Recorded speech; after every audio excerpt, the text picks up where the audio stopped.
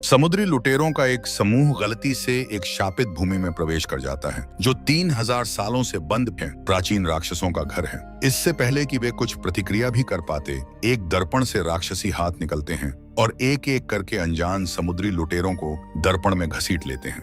अकेला बचा हुआ व्यक्ति डरकर देखता है कि उसके चेहरे का रंग उड़ गया है ताकि वह नियंत्रण स्थापित कर सके। उनका निर्दयी नेता कैन भागने की कोशिश कर रहे और एक अधीनस्थ को उसे गोली मार देता है। फिर वह बाकी लोगों को एक खौफनाक मैं ही यहाँ एकमात्र शैतान हूँ।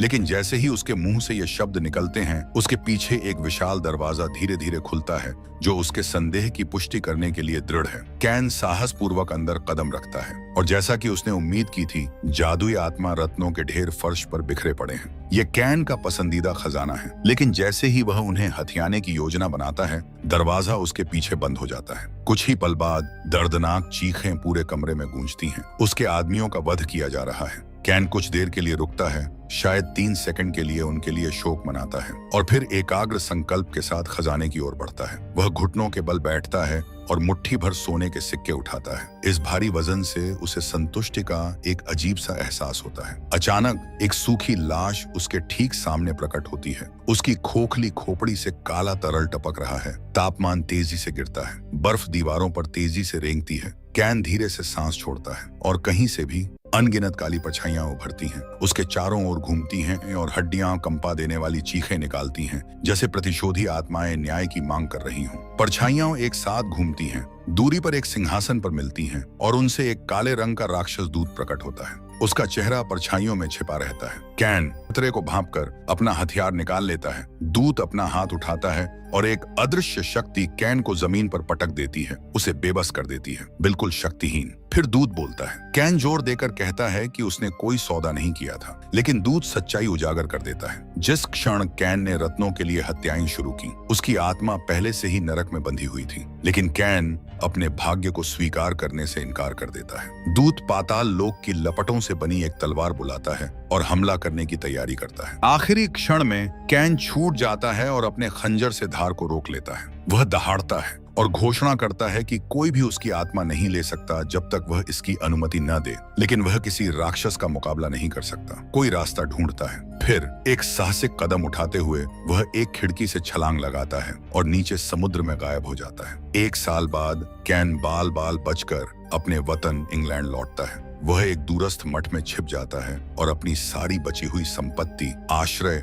और ईश्वर की दया के बदले में दान कर देता है। वह अपने पूरे शरीर और दीवारों पर क्रॉस बनाता है, लेकिन इससे भी उसे शांति नहीं मिलती। हर रात उसके सपने उसे वापस नरक में ले जाते हैं। पुजारी को एक अंधकारमय उपस्थिति का आभास होने लगता है जो दिन ब दिन मजबूत होती जा रही है। वह मार्गदर्शन के लिए प्रार्थना करता है और ईश्वर उसे उत्तर देते हैं। कैन का भाग्य यही नहीं है। अगर वह रुकता है तो अर्ज को ही नुकसान होगा। पुजारी कैन को अपना भाग्य पूरा करने के लिए जाने का आदेश देता है, लेकिन राक्षसों द्वारा शिकार किए गए व्यक्ति के लिए भागने के लिए कोई जगह नहीं बचती। इसी क्षण कैन को अंततः समझ में आता है कि छिपने से मुक्ति नहीं मिलेगी। इसीलिए वह अपना सामान इकट्ठा करता है और मुक्ति के मार्ग पर चल पड़ता है। बाहर दुनिया अभी भी युद्ध से तबाह है। हवा में जलती हुई लाशों की गंध है। अपनी यात्रा शुरू होने के कुछ ही समय बाद कैन का सामना 3 डाकुओं से होता है। वे उसका सब कुछ लूट लेते हैं, लेकिन कुछ भी कीमती नहीं पाते। केवल उसके सामान पर अजीब से चिन्ह बने होते हैं। यह मानकर कि वह एक जादूगर है, वे उसे पीटते हैं और उसे जिंदा जलाने की तैयारी करते हैं। लेकिन कैन जवाबी कार्रवाई नहीं करता, क्योंकि वह जानता है कि जिस क्षण वह फिर से हत्या करेगा,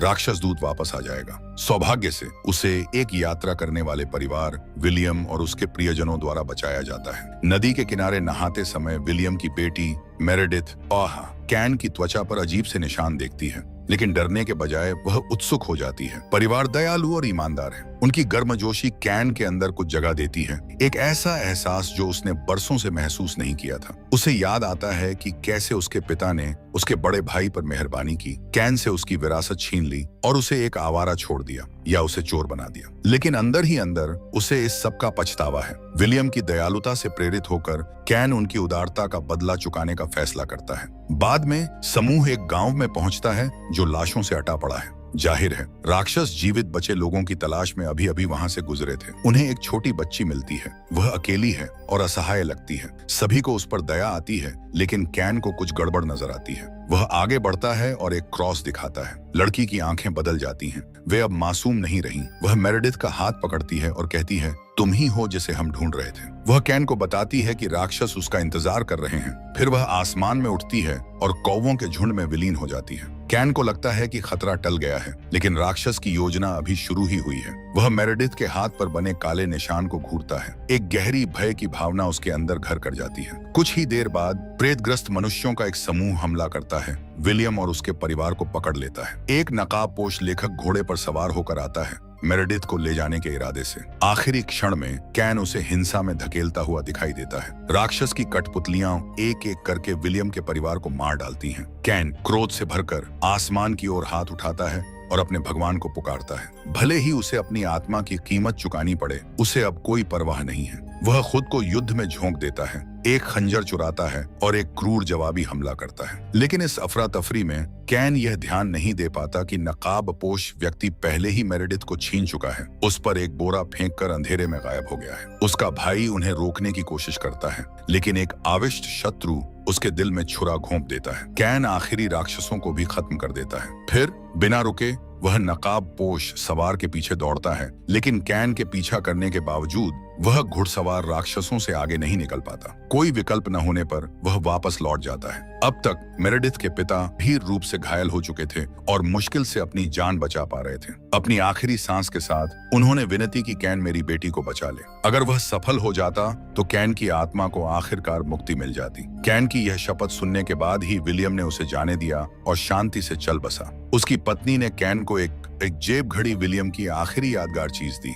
उनकी दयालुता के लिए आभार प्रकट करते हुए और उस महिला को बचाने के लिए जिसकी वह परवाह करता था, कैन ने जमीन से एक तलवार उठाई, अपना काला लबादा पहना और राक्षसों का सामना करने के लिए सड़क पर चल पड़ा। रास्ते में कैन का सामना भूत प्रेत से ग्रस्त कठपुतलियों से हुआ, लेकिन उसने उन्हें जल्दी ही ढेर कर दिया। इसके तुरंत बाद उसने एक समूह को पकड़े गए ग्रामीणों को चोट पहुंचाते हुए देखा। उसने उन्हें तुरंत मार गिराया, लेकिन मेरेडिथ उनमें से 3 दिनों तक गायब रही। यहाँ तक कि बचाए गए ग्रामीणों ने भी दावा किया कि उन्होंने मेरेडिथ को कभी नहीं देखा था। रात हो गई। कैन एक जीर्ण शीर्ण पुराने चर्च पर ठोकर खाई। अंदर बीच में क्रूस पर ईसा मसीह की प्रतिमा खड़ी थी। कैन घुटनों के बल गिर पड़ा और पश्चाताप की प्रार्थना फुसफुसाते हुए बोला। उसके पीछे एक आकृति चुपचाप परछाई में प्रकट हुई। जैसे ही वह हमला करने वाला था, कैन मुड़ा और उसे पकड़ लिया। उस आदमी ने दावा किया कि वह एक पुजारी है और यह खंडहर गिरजाघर उसकी शरण स्थली है। जल्द ही बाहर अंधेरा छा गया। पुजारी ने कैन को बताया कि उसने एक बार भयानक चीजें देखी थी, लेकिन उसकी आंखों में पागलपन देखकर उसे यकीन करना मुश्किल हो गया।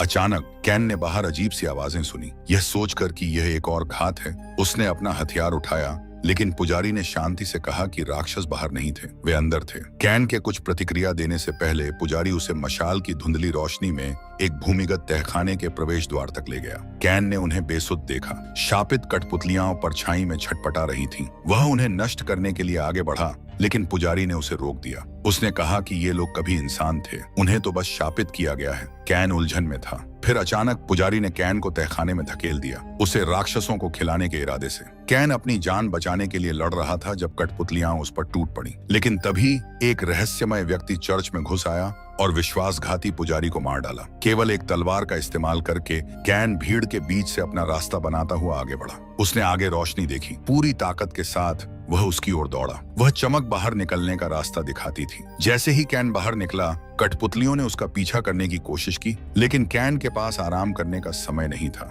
जंगल से एक नया समूह निकला जो नकाबपोश खलनायक का अनुयायी था। कैन को आश्चर्य हुआ कि वे वही 3 डाकू थे जिन्होंने एक बार उसे लूटा था। यह सोचकर कि कैन अब भी वही असहाय पथिक है, उन्होंने उसे फिर से चिढ़ाया। 5 सेकंड बाद उनमें से केवल एक ही खड़ा था। कैन ने उसे पकड़ लिया और मेरेडिथ का पता पूछा। डाकू हंसा और बताया कि मेरेडिथ मर चुकी है। कैन गुस्से से भर गया। उसने सारी समझ खो दी। उसने उस आदमी को तहखाने में धकेल दिया और उसे शापित कठपुतलियों को खिला दिया। फिर कैन एक देवदूत की मूर्ति के सामने गिर पड़ा। उसने अपनी प्यारी स्त्री और मुक्ति का एकमात्र मौका खो दिया था। भगवान उसे क्यों नहीं बचाएंगे? टूटा हुआ और निराश कैन शराब की ओर मुड़ गया। वह दिन रात शराब पीता रहा, आत्मघृणा और दुहक में डूबा रहा। एक रात दो लोगों ने उसे पहचान लिया। वे उसके पुराने दल के पूर्व साथी थे। उन्होंने बूढ़े कैन को उकसाने की कोशिश की, उसे शापित सेना के खिलाफ विद्रोह में उनका नेतृत्व करने के लिए उकसाया। लेकिन कैन ने कहा कि वह आदमी बहुत पहले मर चुका है। जो बचा था वह एक शराबी था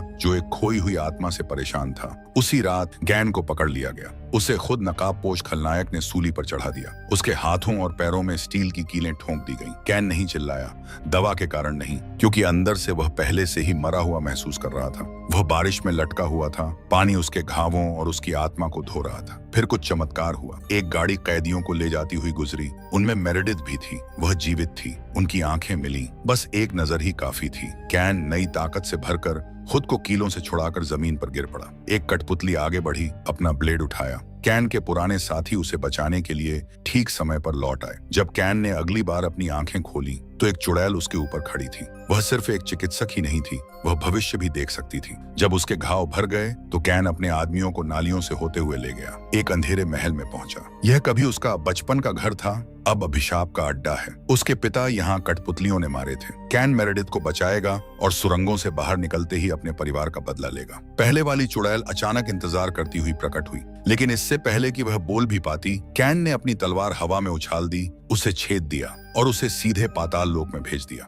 भार में पड़े शापित योद्धा बाहर निकले और कैन के दल से एक भीषण युद्ध में भिड़ गए। न्याय के प्रकाश की बदौलत कैन के समूह ने अपराधियों पर विजय प्राप्त कर ली। लेकिन तभी महल के द्वार खुल गए और नकाबपोश खलनायक, जो कैन का असली विरोधी था, आगे निकल गया। उन्होंने एक के बाद एक वार किए जब तक कि कैन गिर नहीं गया। लेकिन यह सब उसकी योजना का हिस्सा था। अपने पीछे एक दरवाजा देखकर कैन ने खुद को पीछे की ओर लात मारी, उसे तोड़ते हुए और बचपन की यादों का सहारा लेते हुए महल के गलियारों में गायब हो गया। कैन पहरेदारों को चकमा देकर एक गुप्त कालकोठरी में पहुंच गया। वहां उसने अपने पिता को पाया, जो बूढ़े तो थे लेकिन जीवित थे। एक पल के लिए सारी कड़वाहटें गायब हो गईं। कैन ने माफी मांगी और जोर देकर कहा कि उसका अपने भाई को चोट पहुंचाने का कोई इरादा नहीं था। यह दुर्घटना जानबूझकर नहीं हुई थी, लेकिन उसके पिता ने भयावह सच्चाई उजागर कर दी। शापित कठपुतलियां एक गलती से पैदा हुई थीं, जो उसने और उसके भाई ने की थी। कैन का भाई गिरने से बच गया था, लेकिन गंभीर रूप से घायल हो गया था। हताश होकर उनके पिता ने एक जादूगर की मदद ली।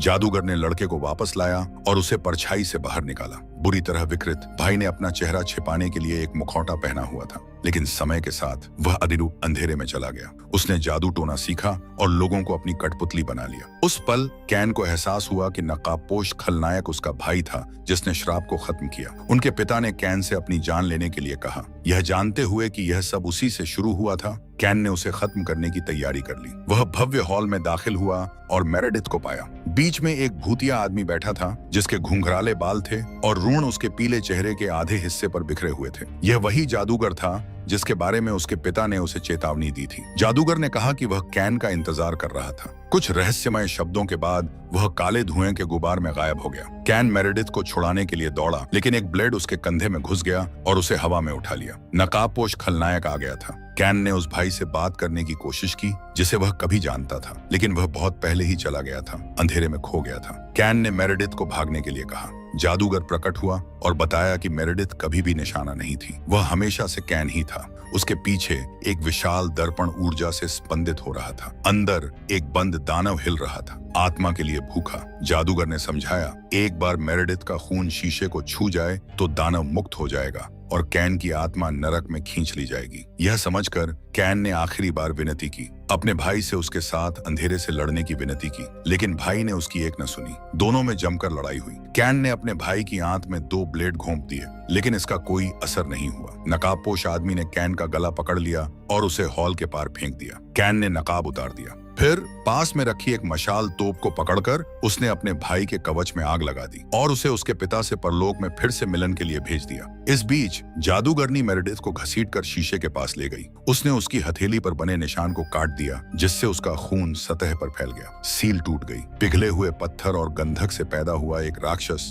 कैन की आत्मा को बंदी बनाने के लिए तैयार होकर बाहर आया। पहली बार कैन को सच्चा डर लगा। वह झुका और घूमा, जिंदा रहने के लिए उस माहौल का इस्तेमाल किया। फिर वह जादूगर के सामने गया और मेरेडिथ की आजादी के बदले अपनी आत्मा अर्पित कर दी। राक्षस उसके पीछे मंडरा रहा था। पंजा उठा, लेकिन उसी पल मेरेडिथ आजाद हो गई और जादूगर को एक तरफ धकेल दिया। कैन ने उस पल का फायदा उठाया और एक गोली जादूगर के सिर में लगी। उसका खून आईने पर छलक गया। एक हिंसक शक्ति उभरी जिसने राक्षस और कैन की आत्मा के पापों को अथाह गर्त में खींच लिया। यह खत्म हो गया। विलियम ने झूठ नहीं बोला था। पुजारी ने कैन को निर्वासित नहीं किया था। भगवान ने बस उसे कहा था कैन को अपने लिए मुक्ति ढूंढनी होगी। कैन ने मेरेडिथ को उसकी मां के पास लौटा दिया, लेकिन वह जानता था कि यह लड़ाई आखिरी नहीं थी। सच्ची बुराई कभी शांत नहीं बैठती और इसलिए कैन एक बार फिर निकल पड़ा, नहीं खजाने के लिए, नहीं बदला लेने के लिए, बल्कि स्वर्ग द्वारा दिए गए मिशन को पूरा करने के लिए। इसी सस्पेंस के साथ मूवी यही समाप्त होती है। मूवी अच्छी लगी तो लाइक और सब्सक्राइब कर दे। Thanks for watching.